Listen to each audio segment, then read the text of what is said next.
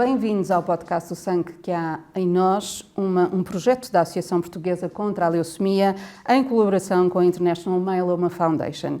Queremos promover a literacia de saúde de pessoas que vivem com doenças hemato-oncológicas e aprender sobre o mundo dos cancros do sangue com especialistas, técnicos, doentes e famílias. O meu nome é Teresa Bizarro. Neste episódio falamos de linfoma na primeira pessoa. Está connosco Catarina Rogado. Muito obrigada por ter aceitado vir falar e partilhar a sua experiência, sobretudo por ser na primeira pessoa.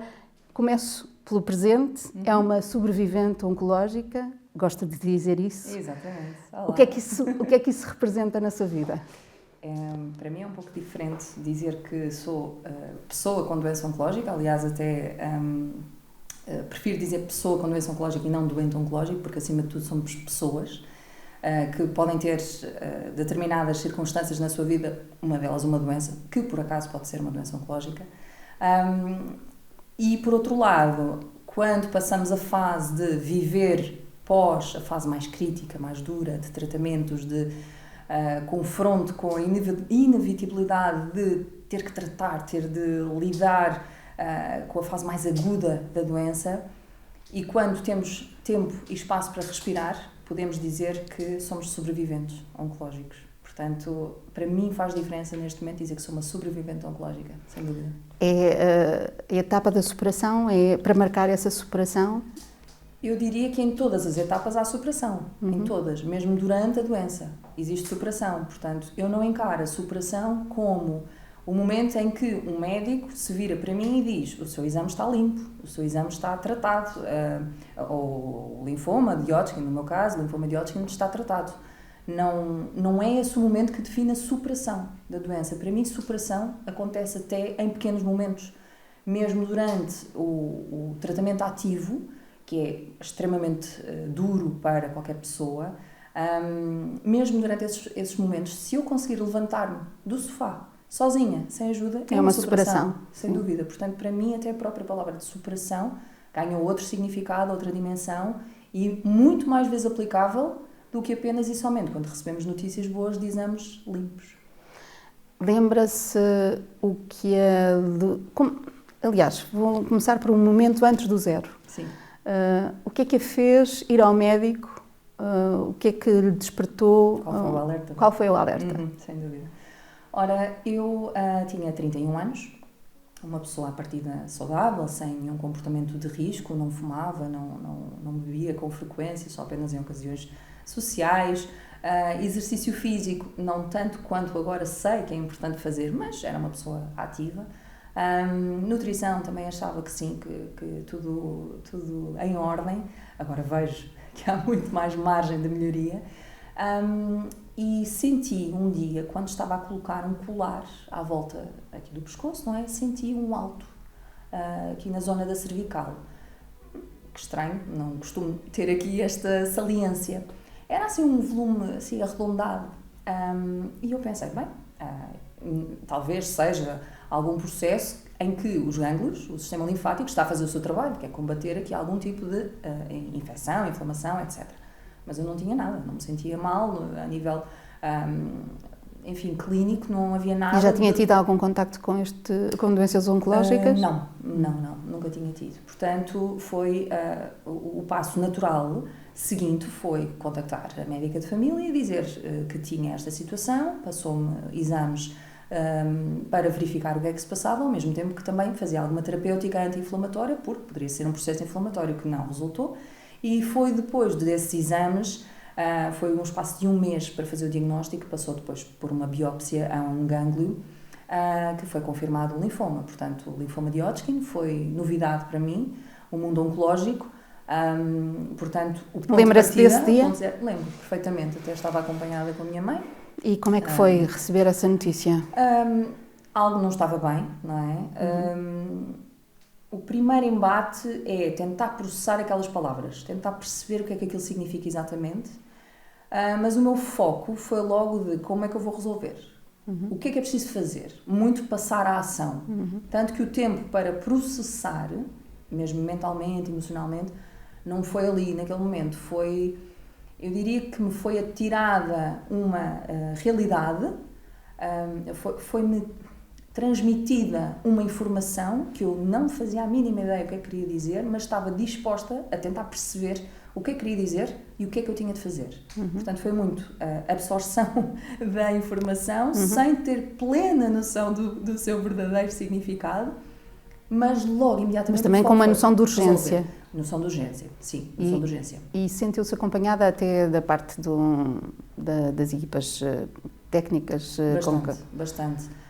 O diagnóstico foi feito a nível privado, tive essa possibilidade, esse acompanhamento fantástico a nível privado, com uma rapidez incrível, mas foi-me colocada à disposição a possibilidade de escolher onde queria fazer os tratamentos, se a nível público ou continuar a nível privado. E eu tive as melhores recomendações a nível público e optei por ir para o Hospital dos Capuchos, onde fui seguida. E logo no momento em que houve a transferência do processo, a primeira coisa que me disseram, face à minha idade, 31 anos, eu costumo dizer que foi o meu 31, face à minha idade e ao facto de não ser uma urgência desmedida iniciar imediatamente os tratamentos, pude fazer a criopreservação de ovócitos, portanto fui encaminhada primeiro para a maternidade Alfredo da Costa e depois sim comecei os tratamentos no Hospital dos Capuchos e foi tudo muito rápido, tudo muito sequencial, não no sentido de estás em perigo de vida, Catarina, mas queremos dar-te vida. Portanto, fui super bem tratada, muito bem acompanhada, muito bem acolhida e nota-se mesmo que os profissionais de saúde só não fazem mais porque não conseguem, porque não há recursos suficientes.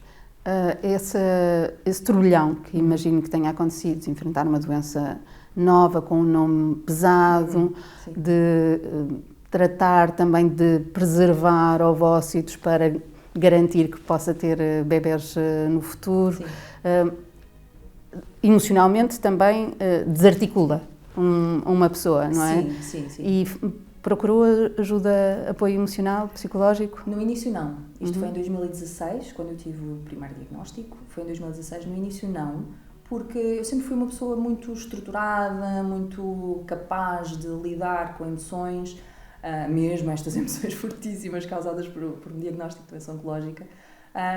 No início não senti essa necessidade, também tive um apoio incondicional da família, o apoio incondicional. Na altura o meu noivo, tínhamos casamento marcado, que foi adiado para o ano seguinte, casámos em 2017, tive um apoio fantástico da família, do meu agora marido, amigos, portanto todo o núcleo me amparou de uma forma em que eu não senti no momento necessidade. Mais à frente senti. Já trabalhava, Catarina? Trabalhava, sim. E no trabalho, como é que foi? No trabalho correu bem, na medida em que, felizmente, tive uma entidade patronal muito compreensiva, colegas também muito compreensivos, deram-me a mão, apoiaram-me não só a nível social e de proteção laboral, mas também a nível pessoal. Portanto, foi uma etapa boa. Dentro daquilo de mal que estava a acontecer, eu senti-me muito amparada também no campo profissional. Ainda bem, sim, muito bem. Sim. Pego na sua deixa de há pouco, depois mais à frente já não foi tão fácil. Não, de todo. Aliás, porque a Catarina teve 3 recidivas. Recidivas, é verdade. Recidivas, recaídas, enfim, existem diferentes palavras para o mesmo. No fundo é dizer que o cancro voltou. Voltou. Sim. E como é que foi enfrentar isso? Bom, então aqui entramos numa montanha-russa.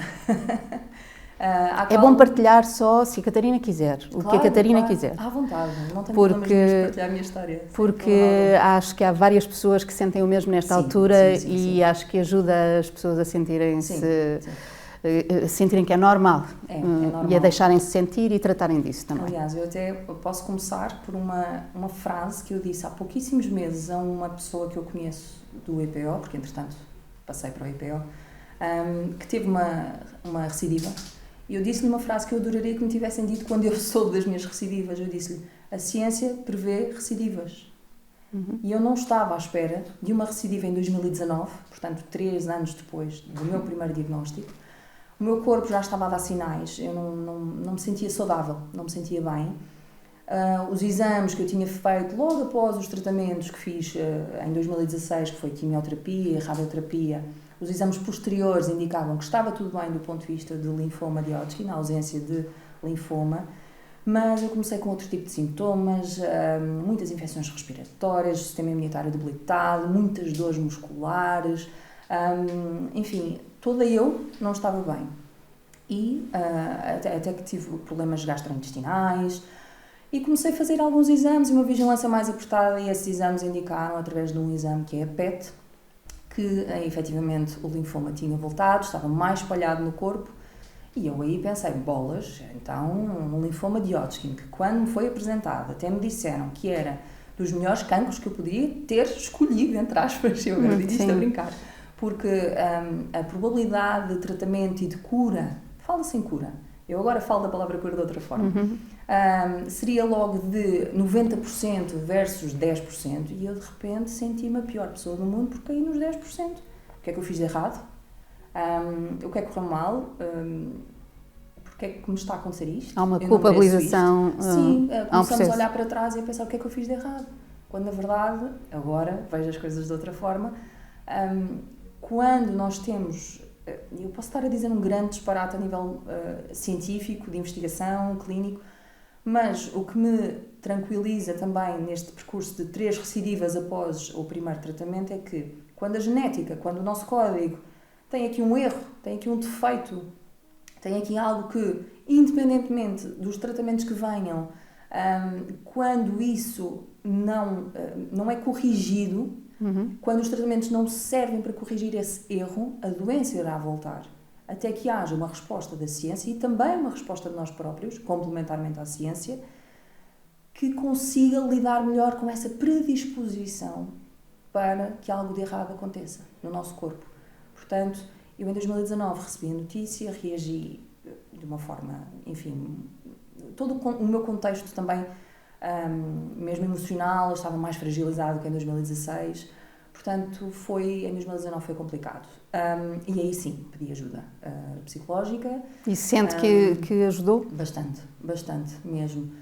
Posso partilhar que pedi ajuda a nível do SNS, do Sistema Nacional de Saúde, que infelizmente, como não tem assim tantos recursos, não dá a resposta que eu depois consegui encontrar fora do SNS, que para mim serviu. E não estou com isto a dizer que no SNS não é bom e que fora do SNS é que é bom, nada disso. Não era o suficiente. Não era para mim, para o meu caso, cada caso é um caso. E efetivamente em 2019, depois de algumas tentativas de encontrar os profissionais certos, consegui encontrar. E ajudou-me muito, porque o que se seguiu foi muito mais violento do ponto de vista físico, também mental.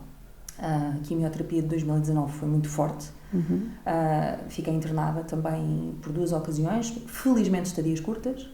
E o culminar do tratamento, dessa linha de tratamento de 2019, foi com um autotransplante, que obrigou a um internamento em isolamento. E felizmente foram só 21 dias, eu digo mesmo que foram só 21 dias. Porque há a possibilidade de ficarmos mais tempo. Eu não fiquei, foi ótimo, só fiquei aqueles dias. Mas são dias penosos, são dias duros. Ficar dentro de um aquário, ver as pessoas do lado de fora do vidro, falar com elas pelo telefone. E muitos momentos em que o corpo está tão fragilizado, porque aquilo a que é sujeito, sendo para o nosso bem, é duro, é doloroso. O nosso corpo fica como se fosse, vou utilizar uma expressão, fica como se fosse a terra queimada. Nós entramos em aplasia medular, a nossa medula deixa de produzir aquilo que é suposto produzir, para que depois entrem novas células. Células estas que, no caso de um autotransplante, foram as minhas próprias células recolhidas previamente, tratadas, à partida sem células cancerígenas, para haver um reset, haver um recomeço do sistema imunitário. E esse recomeço do sistema imunitário, à partida, tinha acontecido em 2019, no autotransplante que fiz, e eu estava convencida que foi desta. Finalmente tinha superado. Mas não. Tinha havido uma superação, mas não a superação final. Tinha havido várias superações, certo. Uma delas, fazer mais uma linha de tratamentos que para mim tinha ficado resolvida. Mas não, infelizmente tive uma recidiva muito precoce, ainda no final de 2019, eu sentia que alguma coisa não estava bem.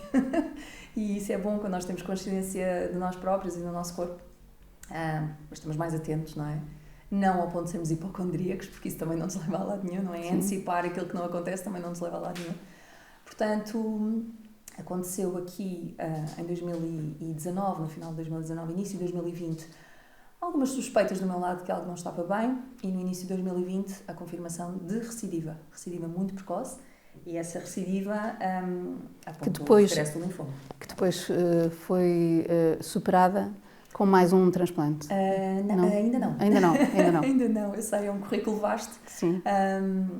No início de 2020 tive essa confirmação de recidiva e avançámos para a imunoterapia. Ok. E o primeiro dia de imunoterapia foi o dia em que o país parou por causa do Covid.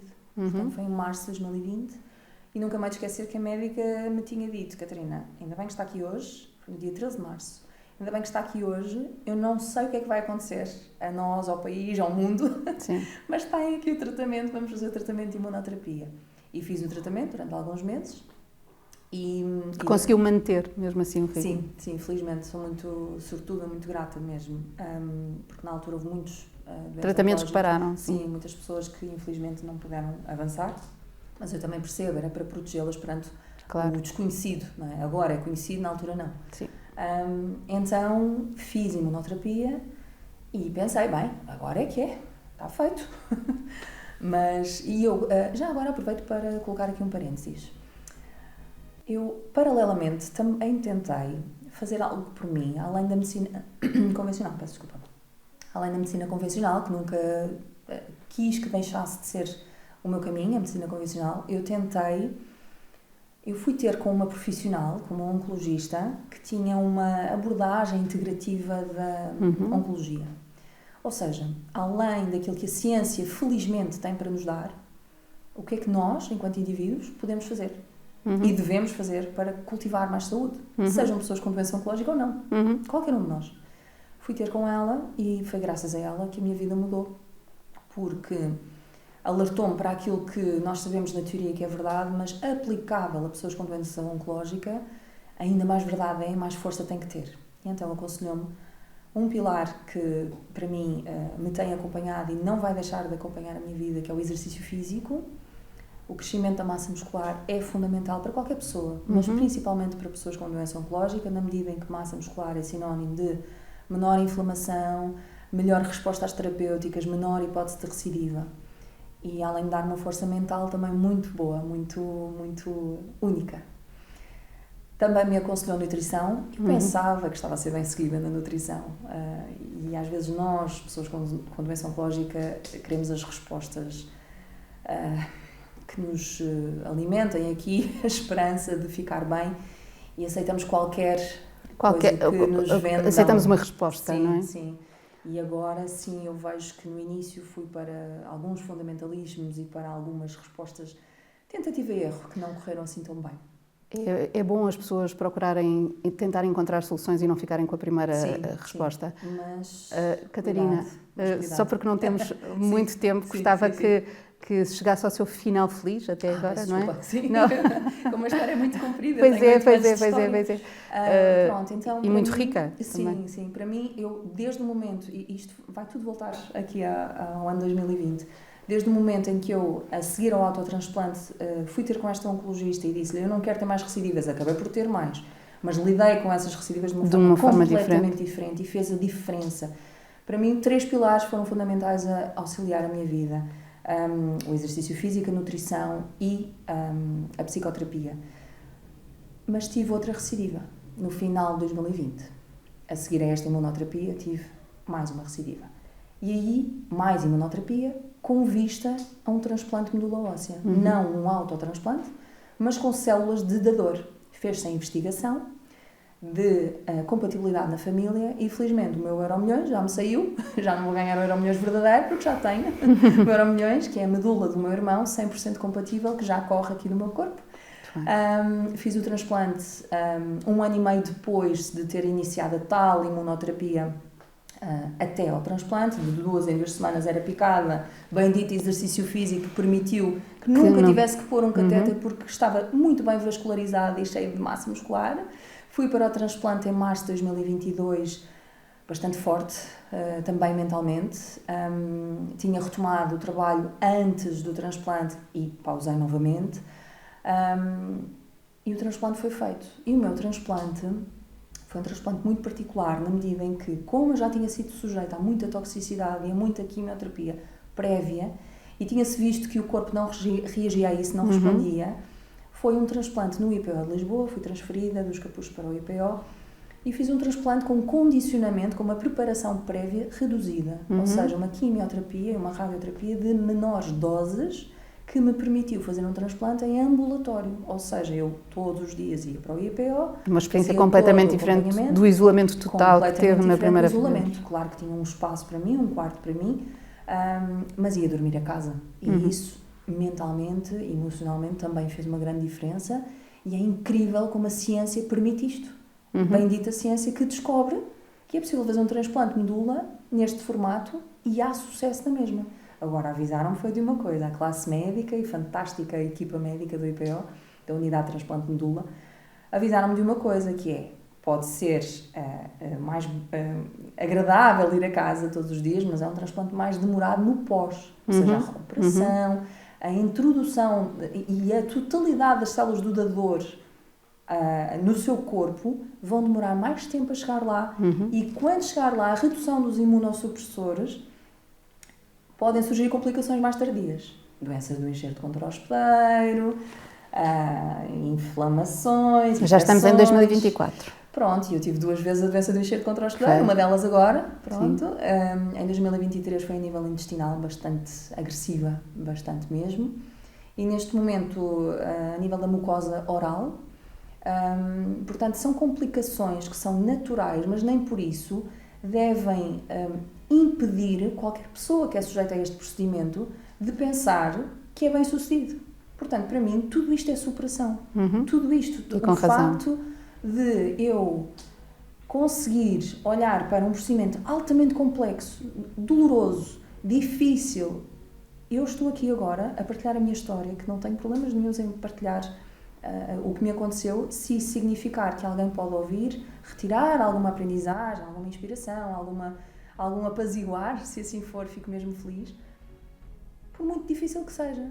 Eu acho que o que podem tirar desta conversa é uma nota de esperança, uma nota positiva, de enfrentar a doença e não deixar que os limites da doença nos limitem a nós próprios. É verdade, é verdade. Obrigada, Catarina. Muito obrigada. Vou ter que interromper aqui. Muito obrigada por ter falado. Uma noção da cura, o que é que significa a cura? O que é que significa a cura, então? Terminamos com essa nota. E acho que era uma nota interessante para terminar. A cura, para mim, não é...